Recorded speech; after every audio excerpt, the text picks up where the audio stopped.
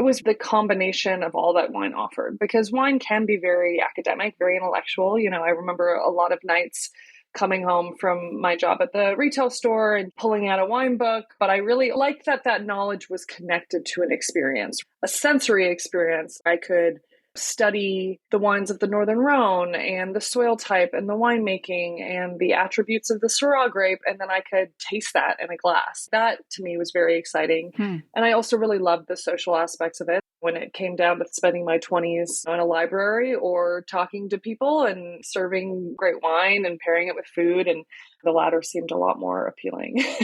Absolutely. I'm with you on that, because wine does get you out of your head all the time if you're inclined to be there, and gets you reconnected with your senses and your body and the emotions. Totally.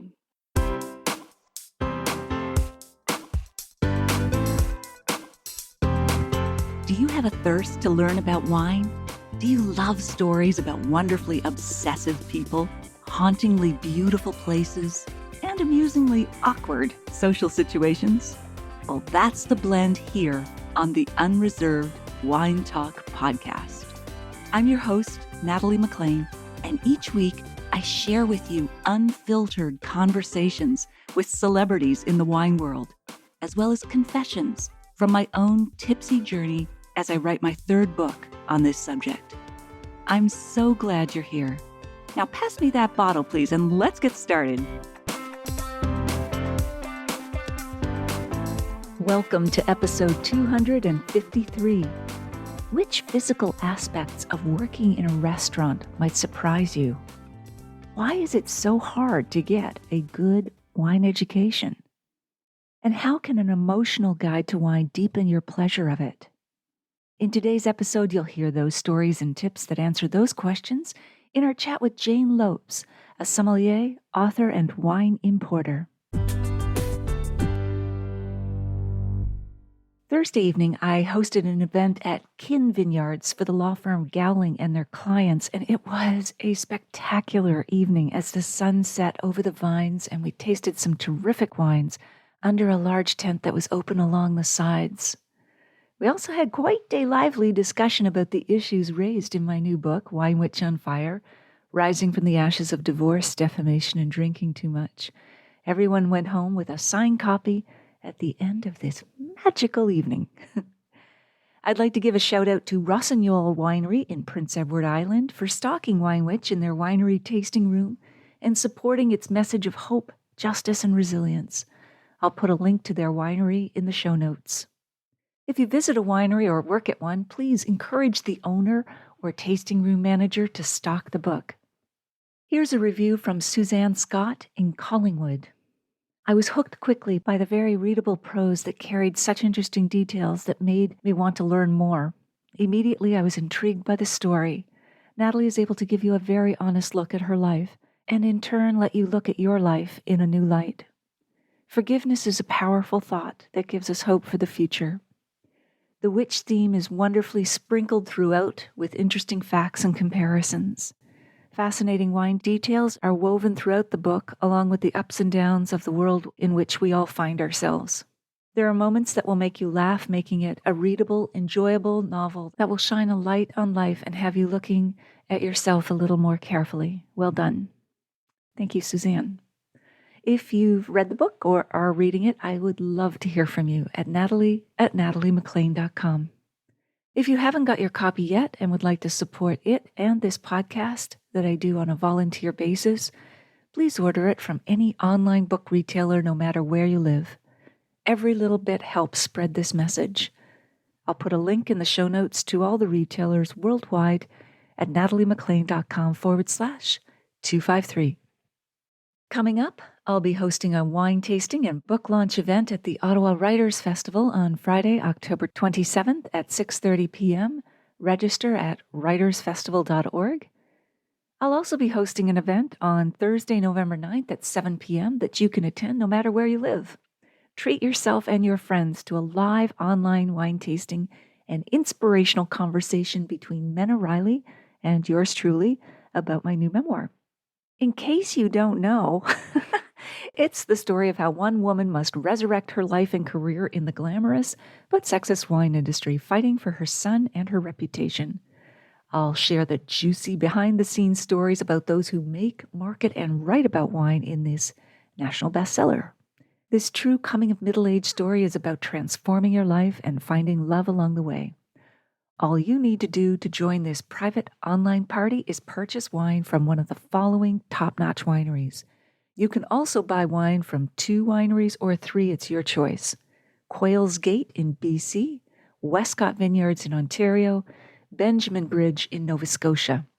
All 3 wineries ship across Canada to your doorstep and will include a copy of the book. If you already have it, give it as a holiday gift, as I'll be sending signed book plates for every copy.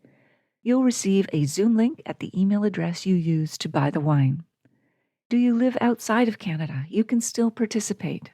Email me for details at natalie@nataliemaclean.com.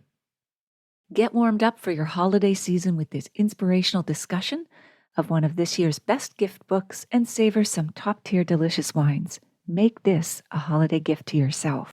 Can't make the live event? No worries. Everyone who registers will be sent a video recording after the event that you and your friends can watch and taste along at your convenience. Make it a holiday tasting party. Please let your friends, family, and colleagues know about this special holiday event. Join them online for this tasting and chat. Please let me know if you can join me at one or more of these events.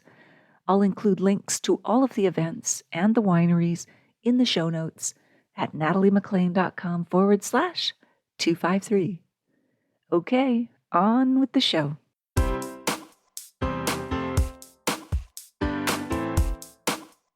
Two of you are going to be the lucky recipients of a copy of this guest's book. So one of you will win her first book, Vignette, Stories of a Life and Wine in 100 Bottles.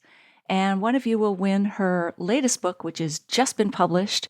It's all about Australian wines. All you have to do is email me at natalie@nataliemaclean.com, and I'll pick 2, one each, randomly to win the books. All right, back to our guest. Jane Lopes is a sommelier, author, and importer. She's worked at some of the most prestigious restaurants in the world, including New York's 11 Madison Park, Nashville's The Catbird Seat, Chicago's The Violet Hour, and Attica in Australia. Jane was featured in Esquire Network's 2015 television series Uncorked, which follows 6 New York City sommeliers in pursuit of the Master Sommelier title. In September of 2019, Jane finally put her University of Chicago literature degree to good use, as she says, in publishing her first book, a personal and educational guide to wine called Vignette, Stories of Life and Wine in 100 Bottles. In 2020, Jane and her husband, Jonathan Ross, co-founded their own Australian wine importing company called Legend. Jane's second book, which she co-authored with her husband, How to Drink Australian, has just been published. And Jane joins me now from her home in Nashville. Welcome, Jane. Oh, thanks so much for having me. Most glad you are here. All right. So before we dive into your wine career, Jane, tell us why you chose to study Renaissance literature at the University of Chicago. Great question. I started off my college career at USC in LA as a business major. That just wasn't the right fit for me. And I had a really influential English literature teacher, specifically Renaissance literature, my first year of college at USC. And I was a research assistant for the Norton Anthology Literature and specifically the Renaissance section. So that kind of set me on that track of just really enjoying that era of literature. So then I transferred to University of Chicago and just stayed on that track and just really had a blast and didn't quite know what I was going to do with it, but I figured best to just sort of enjoy it at the time and figure that out later. So a good quarter of the students at the University of Chicago go on to get PhDs and become academics. Were you on that track? And if so, why did you decide to jump off of it? Yeah, I was. By the time I graduated, I thought, well, I really like this environment. This is fun. I can keep doing this. And so, I didn't apply for graduate programs my senior year of college just because that seemed like a lot to do in addition to kind of writing my senior thesis and all of that. So I was planning to take a year off.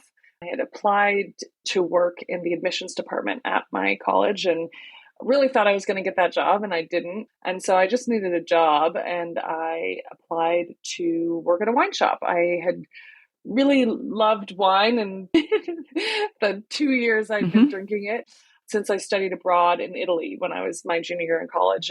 So I thought that would be a fun job, just a good thing to do for a year. And, pretty quickly after I started working in that wine shop, I just really felt like I don't want to leave this yet. I want to see where this goes. So I stopped writing my grad school applications. And funny enough, the admissions department came back to me a few months later and offered me that job. And I already kind of Ah, knew I wanted to stay on the wine track and just kind of see where that took me. and was there an aha wine, or was it just the business of selling wine was so interesting to you? What solidified it for you?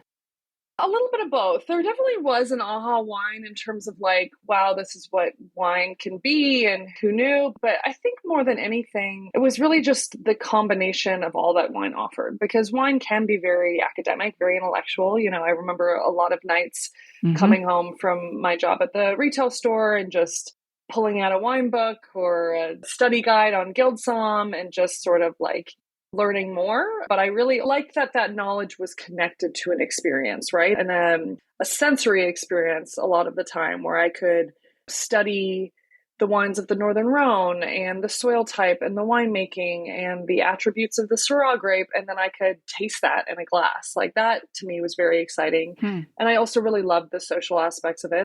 When it came down to thinking about spending my 20s, in a library or talking to people and serving, great wine and pairing it with food. And, the latter seemed a lot more appealing.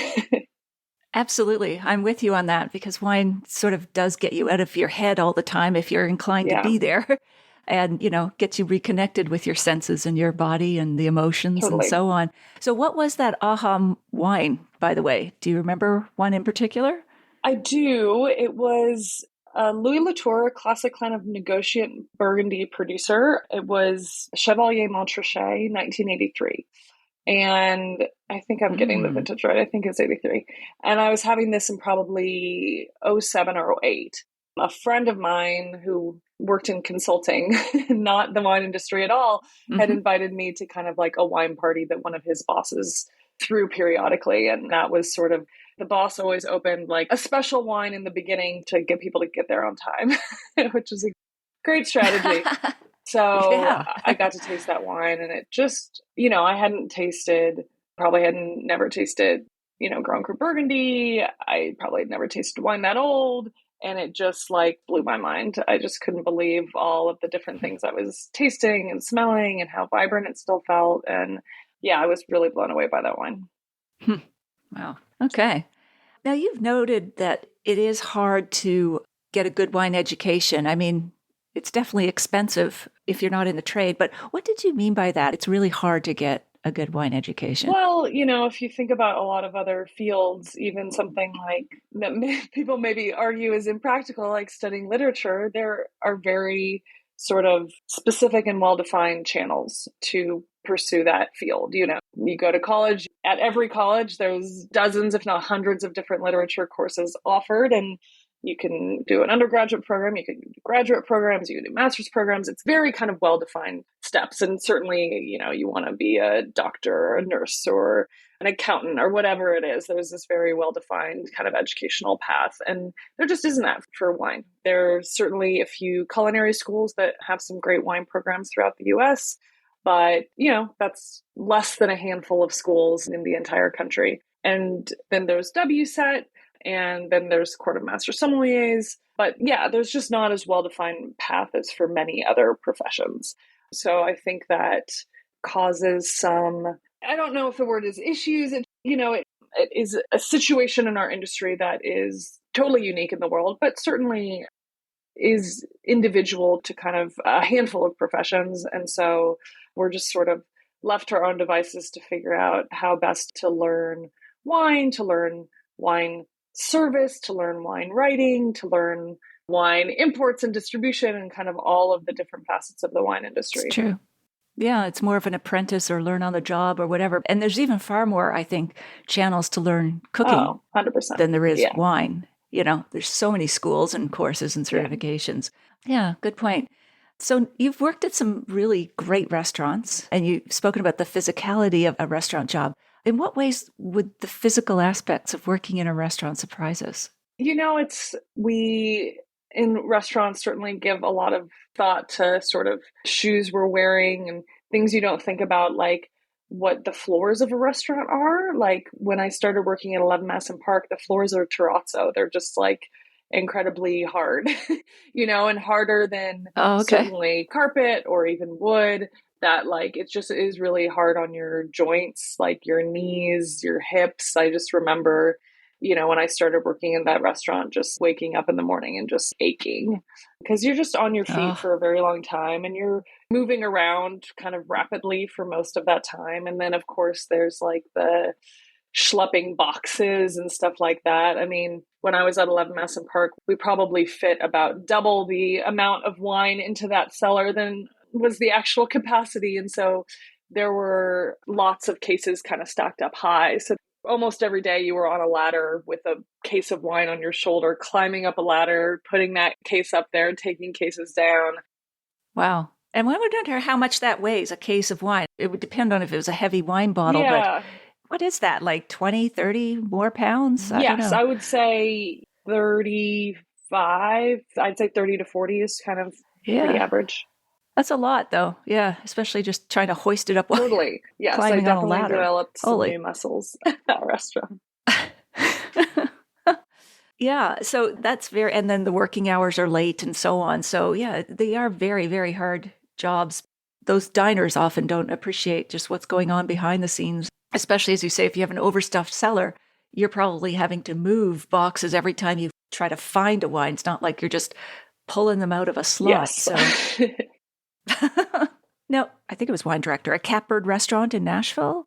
You started experimenting with how you served wine. Tell us some of the creative ways you started, what you were experimenting with. Yeah, I think at that point I sort of didn't know enough to know, I think, how heretical I was being in a sense. But, when I moved to Nashville to take on the position at Catbird Seat, coming from Chicago, and at the time, certainly, there was just a lot more access to wine in Chicago than there was in Nashville.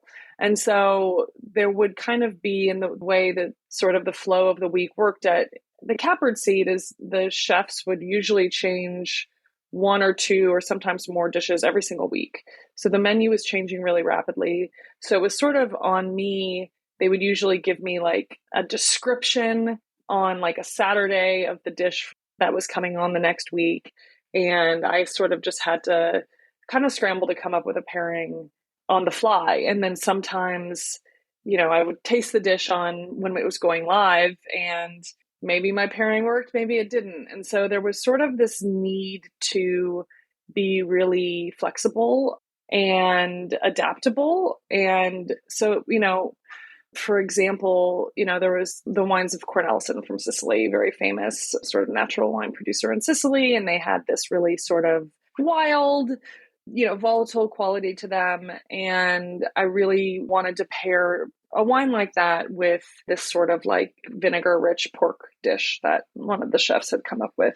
And that wine wasn't in Nashville. So I sort of made it myself by combining a sort of very classic Sicilian red wine. I think it was a Neradavola with like a red sour beer. And it also really gave me the flexibility that like if that dish came out and it was a little more acidic than I was even anticipating, you could up the beer. And if it was less, you could pull it back. And I think with that dish, I actually served it on the side and let the guests combine it themselves. And that also sort of provided this really unique interactive feature with the wine pairings. Yeah. So a glass of beer and a glass of wine, you served them side by side. You weren't pouring them together yourself? No, I think for that one, I let people do it themselves. And it was sort of like the beer was like in a little sidecar, so people could taste it themselves. But I did say, these are meant to be combined. You can put a little bit in, you can put a lot in, see what works for you, see what you like. Fun. Have fun. Yeah. And I think, yeah, it was fun. And it definitely, we had lots of regulars at that restaurant who sort of came to expect pairings like that. Ha, that's great. And then another one, I forget the exact combination, but you rinsed a wine glass with bourbon. And then did you put Tokai in it or something else? Yeah, exactly. So it was this dish that was on the menu for a long time. It was like vanilla cake with not going to remember it exactly, but I think cherries. And then there was like, I think a bourbon ice cream. And then also these little like encapsulated bourbon pearls that like literally like you put in your Mm. mouth and it would like burst open and be bourbon. It was delicious. And so I kind of just wanted Mm. to, incorporate a few aspects of the dish.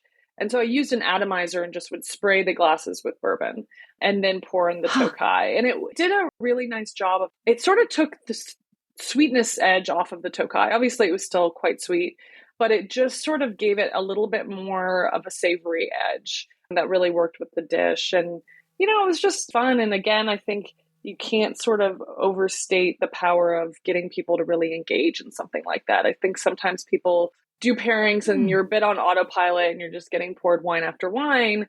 Sometimes they can be amazing, but I think it's really fun to get people to kind of be like, whoa, what's going on here? We're doing something different, and just really engage with it and have fun with it. Absolutely, because it's done with food all the time, like from molecularizing asparagus into foam to all kinds of other things. So why not with wine? Yeah.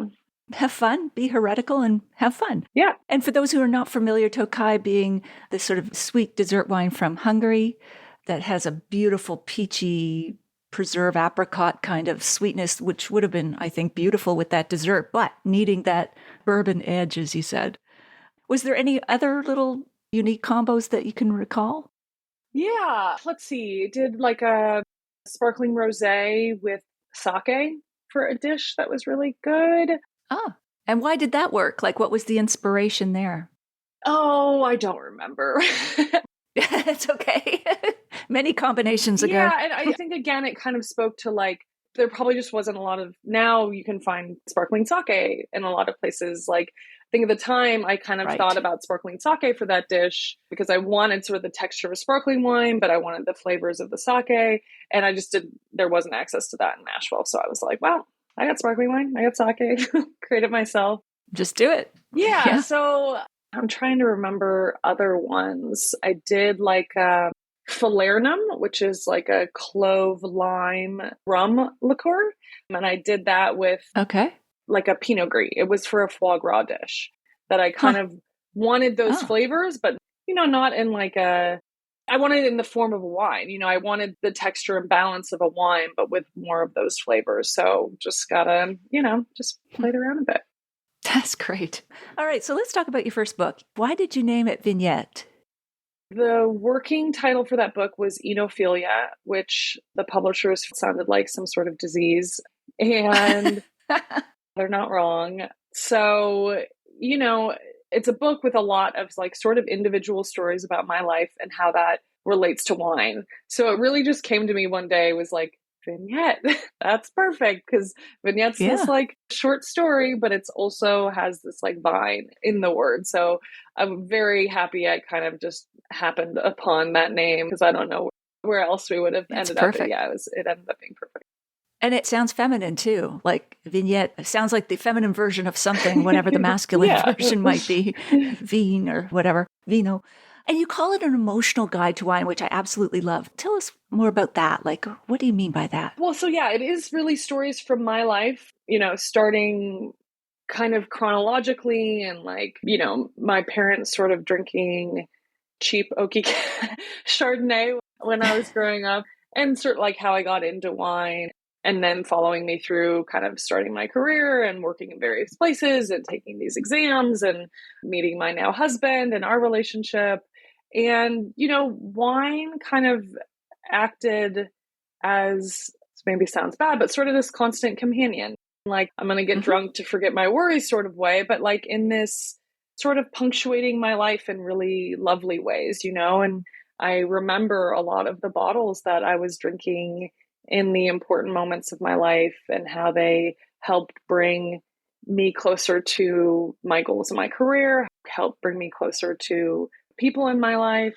And so, and that was really something I wanted to impress upon people. I think a lot of wine books are focused on the land, the people who are making wine, the history, which is all really wonderful. But I think, something that I really want people to take away from wine is that it should just be this like, beautiful thing that can be a great part of your life and you can have this really wonderful sort of emotional connection to even if you don't want to learn all the vineyard names and soil types and, grape percentages and all that stuff, that wine can just be this like, yeah, really kind of fun, lovely part of your life that doesn't depend on it being super academic. But I did want to include an academic component as well, because that was so important to my journey, was learning about wine. So I can show this is that book, kind of matching there's your book, yes. And for those who are listening, we'll put a link in the show notes. Yes, lovely. So after each chapter, there's like a piece of educational content. And I really wanted them to be fun, approachable, maybe offer a different lens for the expert and offer like kind of approachable entry point for the novice.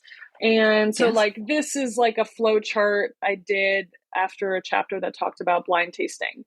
And it just kind of breaks down blind tasting, and not certainly, as you can see, not like in a really basic way, but in a way that simplifies it a bit. Because I think we'll talk about tasting a bit later, but it's intimidating because people are like, oh, am I supposed to taste the marigold in this? And if I don't taste that aspect, then I'm not going to know what it is. And like, it kind of breaks it down to a little bit more of a simple flow chart of like, okay, if I get a red wine and I get jammy fruit off the bat, I'm looking for oak presence, and that's going to lead me to my next kind of like tier on the flow chart. And basically you can make sort of a few key judgments about a wine and ascertain a lot of information about it, where it doesn't require, you being able to identify like all these like crazy little nitpicky things. So, there's just a lot of stuff like that I had.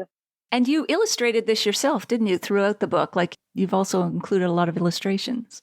There are a lot of illustrations. They're not mine. That is not a talent. Oh, okay. I have. Okay. It's this woman named Robin Coucher who's really incredible. So like this is a sort of a holding up to the camera here. Strip about the master somm process. And so there's just a lot of, fun, sort of irreverent stuff. But, it's that line where it's not dumbing it down. It's, presenting a lot of high level information, but in a way that hopefully is a bit more fun and accessible. Yeah, and you said, you sort of touched on this, but just to clarify, you said there's 3 ways to read the book. So presumably you could go through it just for the wine education, all those bits that'll teach you about wine. What are the other 2 ways? Just looking at your life vignettes, the memoir aspect? Yeah, exactly. And I definitely heard from a lot of people that they're like, I kind of skipped over the wine education the first time around. I just wanted to read your story. And then the 3rd way is sort of just as like a list of wine suggestions, because every chapter has 1 to 3 bottles listed depending on the style. So like the first chapter is champagne and the bottle is Krug. And that's because that bottle was integral to that story. And it was about the master sommelier exam and how they always serve Krug at the reception.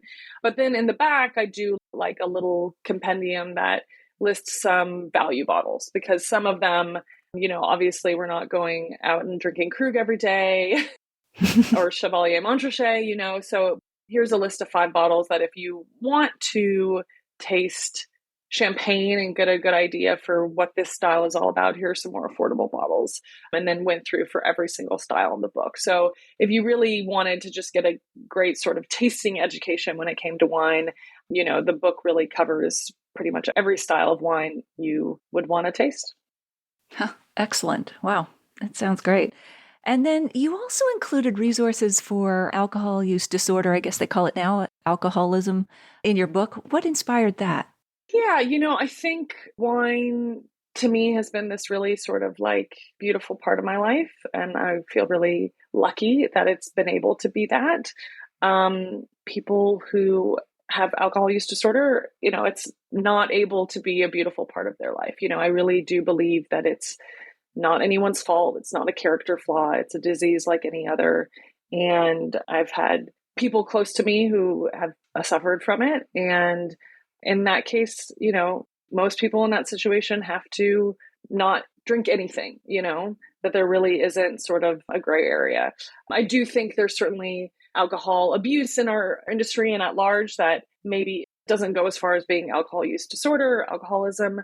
And there are definitely like those cases, just moderation can come into play. But, I think that it's really important to talk about that side of it, that it's not all fun games, that, alcohol can be abused and it can be dangerous and it can be fatal. And we Mhm. just need to kind of all be aware of how we're using and abusing alcohol and make sure we stay on the healthy side of things. Absolutely. No, I commend you for doing that. Do you think the wine industry encourages excessive drinking? I guess not overtly, right? There's not this overt, oh gosh, you have to drink all the time and this is what's right and you must do it. But it's definitely very easy to fall into excessive drinking in the industry because there's always a tasting or an after party or an event. And a lot of times it's really tasty stuff. And you want to socialize with people in your industry. And so it is easy, I think, to fall into excessive drinking.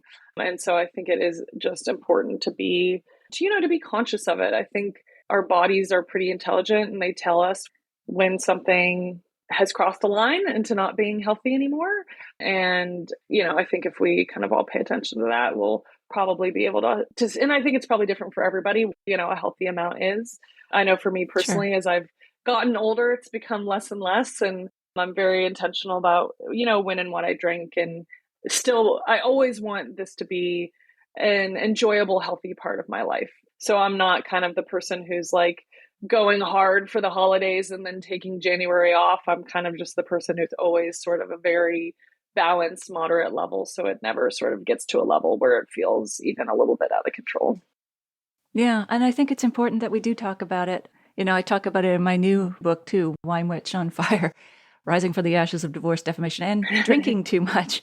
Because I just don't think we acknowledge it enough, and that people do look to us, those in the industry. I don't know about you, Jane, but I get a lot of texts and emails, especially from women, but men as well and others, saying how much is too much, or looking at, my consumption as some sort of guideline. Well, if she's drinking that much, it must be okay. So I'm cognizant of that too. The kind of, I don't know, not example, but norms you kind of establish even within your writing or what you post on social Totally, media totally. can have an impact. Yeah. Okay, cool. What was the most surprising insight that you discovered while you were writing this book?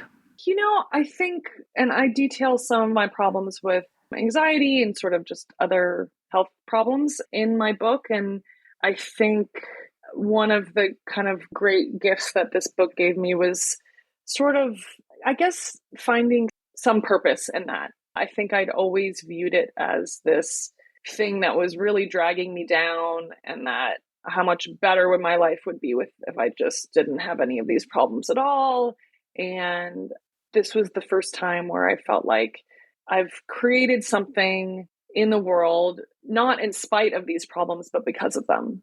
Yes. And that was really powerful to feel like there was some purpose, some reason, if you don't believe sort of like it all happens for a reason sort of thing, but just finding purpose in things, right?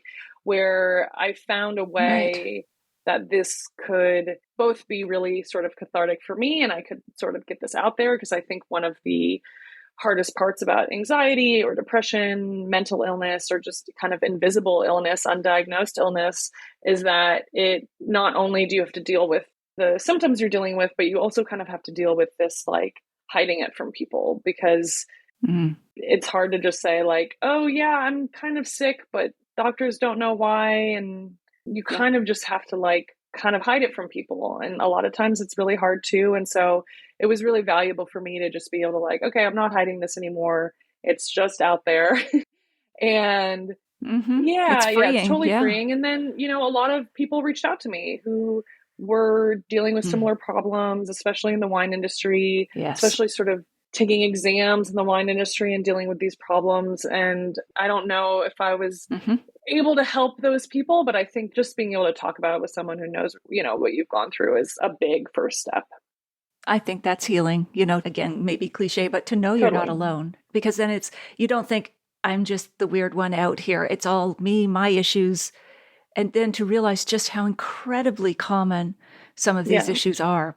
And until you talk about them, no one else feels comfortable talking about them. Then the floodgates totally. open, and it is so freeing. Yeah. And what's the most interesting thing someone has said about your book?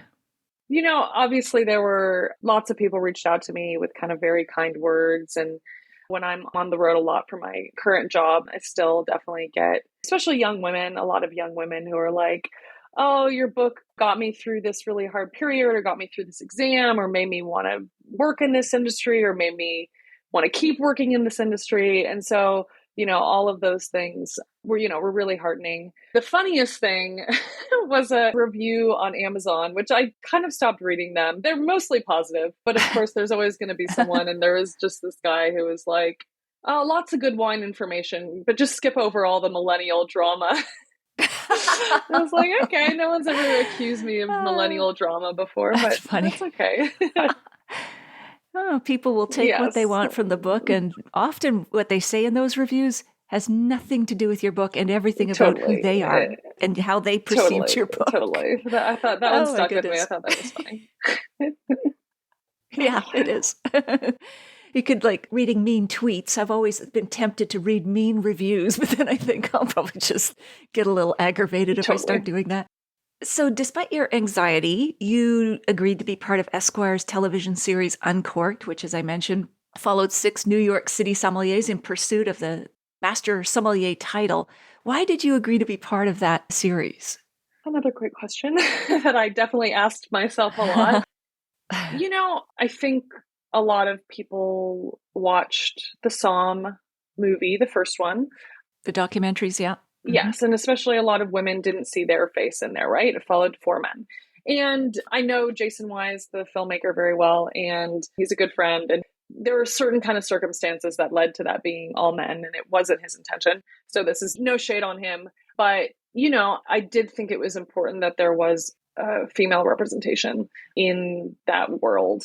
And they had approached me and one other woman, and she ended up dropping out. So I just felt like, if I don't do this, this is just going to be all men again.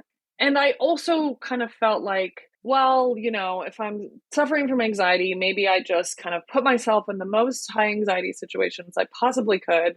And, maybe this sort of is a form of exposure therapy that can help get me kind of over it. Which, I don't think was that effective. Did it work? No. No. But, I think, right, there's different forms of anxiety. I think it's chronic anxiety, generalized anxiety or acute anxiety, whatever it is very different than like, I'm afraid of spiders and I'm going to go, right. Let a tarantula crawl in my hand to get over it. I think that's very different than like, just, I'm someone who really suffers from anxiety. So yeah, I think the exposure therapy works less well in the latter, but I'm still very glad I did it. I think just good for a woman to be up there, but then also, you see the results of my anxiety in a very visual way in that show. And how so? There was one episode that was a competition. It was a top somm competition. And I had to double decant, which of course so you pour the bottle into a decanter and then you pour the decanter back into the bottle. And this is typically used, it can be used for aeration. It can be used for sediment, but of course then you need to rinse the bottle before you put wine back into it. So yeah, it can be done for a few different reasons, but for whatever reason, you want to get the wine back in the bottle so people can see the label. So it's not in just a sort of anonymous decanter. So they asked me to double decant. This is during a service exam? Yes. The competition. Okay. The competition, yeah. Right. Okay. So of course, and I actually have a water jug here so I can kind of show you, here's a bottle of wine. Sure. So you pour the bottle of wine into the jug and then you have to pour the jug back into the bottle of wine. And so without dripping, presumably. Yes. And so, when you're decanting, you're sort of dealing with an opening at least that big. And then when you go back into the bottle, it's much bigger. Much smaller opening, yeah. So it is sort of a skill that requires a steady hand. Hard enough to do it when you're not being judged, I would imagine. But here you've got judges staring you down. Yes. And cameras, right? Right. Mm-hmm. And competitors. And so you can see my hand shaking. I haven't gone back and watched it in a while, but in my sort of sense memory, pretty violently shaking. But, I didn't spill a drop. Wow. Which is pretty miraculous. And it kind of made me feel like, okay, this sucks. It was really hard. It was really stressful. But I could still get the job done. And that was like a Huh. little bit sort of heartening, where it was like, okay, this is going to be something I have to deal with, but I can still get the job done. And also resulted from that, one of the judges actually reached out to me and they were like, hey, have you ever tried beta blockers? They really help with shaking. And I was like, why didn't someone tell me this sooner? And so this is not like a long-term anxiety medication. It's just Sure. something you would kind of take. I would take a half an hour before a service exam or, a competition or something. And it actually really And helped. a lot of people do, like speakers, even Yes, television 100%. actors and so Yeah, on. yeah. Just it slows your heart rate and it just gives you a bit of a calm. It doesn't deaden you, but it's a nice effect to if you're shaking and feeling really uptight. Yeah. Totally. And I actually found no other kind of effects on me, except it really just did help sort of with the shaking. So that was Yes. another, good thing. I think it's one of those things where like no one can help you with your problems until they know what they are, where it was like this came Exactly. out and then someone was able to help me, when in the past I would have never told anyone, really tried to keep that like, hidden. When it did come out, I was able to get help. Was this the competition, or was it the Master Sommelier exam where you actually tried to self-medicate by taking some Sudafed? That was my advanced exam. And I actually Okay. was in a very good place with my anxiety during my advanced exam. I think I was sort of normal nerves, but I was sleeping through the night. I was kind of feeling really good going into that exam. I was having the normal sommelier anxiety about your nasal passages, which, Sure. Oh, right. if you ever Okay. go to one of these exams, there's like a neti pot in every room. Everyone's just like doing everything they can to keep their nasal passages clear. And so I was just like, I was feeling like I was getting a little stuffy and I was just a little nervous about it. And this guy from Canada was there and he had some Sudafed, like some, the real stuff Yeah. that you can't get over the counter in the US, which is, of course, a stimulant. Like this is what's used to make meth. That's why you can't get it over the counter in the US. Okay. And Well, those Canadians, I they're know. all up with their drugs, aren't they? It may not be the case anymore. I don't know. No, we're still taking Okay. taking it up here. So I kind of just didn't really realize it was a stimulant, and I don't do well with stimulants. I can't do Sure. caffeine, and like I took a Sudafed and I was like, both like my heart was racing, but I also felt Oh, like I could barely keep my eyes open. So this was like wow. through the morning exams and through lunchtime, and I was like, what is going on? And I eventually kind of realized it was probably that. But like I Mm. ended up going to the hospital. Like I passed out Oh and like no. couldn't feel my limbs. And like Oh my finally gosh. like regained sensation in my hand. And like I was, in the hotel, and I like called the front desk. I was like, hey, I can't really like move. And I mean, it was like really embarrassing. They like sent like, Oh, paramedics came up, put me on a stretcher. I had just wow. gotten out of the shower. I think I was in a t-shirt and my underwear, pushed me through the lobby of the hotel. Like all the master sommeliers are like, what's going on? Oh my gosh. And this was the night before the exam started. But, it kind of left my system pretty quickly. I went home later that evening from the hospital. And in a sense, it was, I think, in hindsight, at least, it was sort of good. I sort of was like, well, you know what? I'm not going to stay up till 4 a.m. studying and cramming information. I'm going to get a good night's sleep. I'm just going to feel as good as I can waking up tomorrow morning. And yeah, so that was a unique Wow. experience. Absolutely. And for those listening, I mean, you want to keep your nasal passages clear, whether the neti pots or the Sudafed or antihistamines, because you've got to be on point to taste a lot of wines and all the tiny subtleties. I mean, that your exam marks are on the line because there is a blind tasting component to the master sommelier. So if people aren't familiar with the exam itself, that's kind of the motivation there to keep your passages clear. Yeah, yeah, exactly.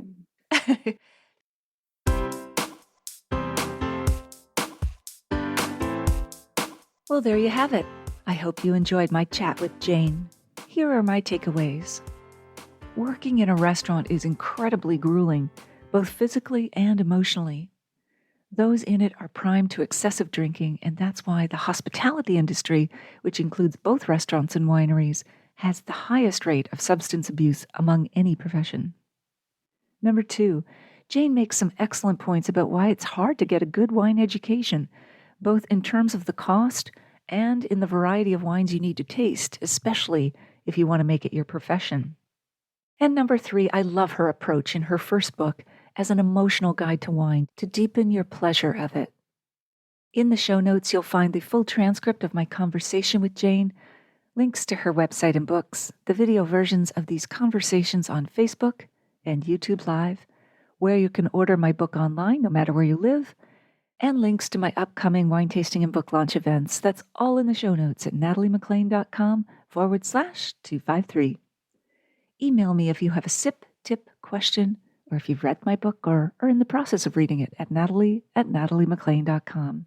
I would love to hear from you. If you missed episode 168, go back and take a listen. I talk about wine's buzz, Italy's food culture, and Audrey Hepburn with Jamie Lewis. I'll share a short clip with you now to whet your appetite.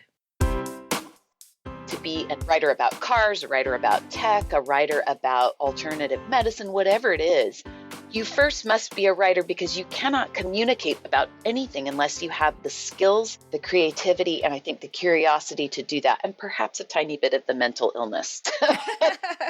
That helps. To draw connections between disparate things is an important part of the craft of writing, but a big part of why I transitioned out of the drinking. It's impossible to keep up. Wine, I've heard before, is the number one consumer product with the most SKUs of any product. People are opening up different wineries. They're starting new labels.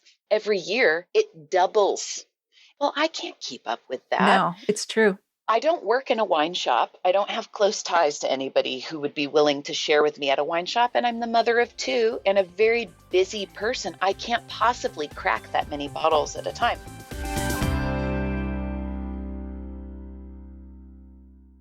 If you liked this episode, please email or tell one friend about it this week, especially someone you know who'd be interested in the wines, tips, and stories we shared.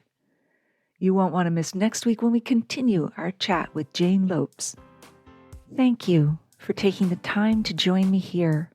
I hope something great is in your glass this week, perhaps a wine that touches an emotional chord with you.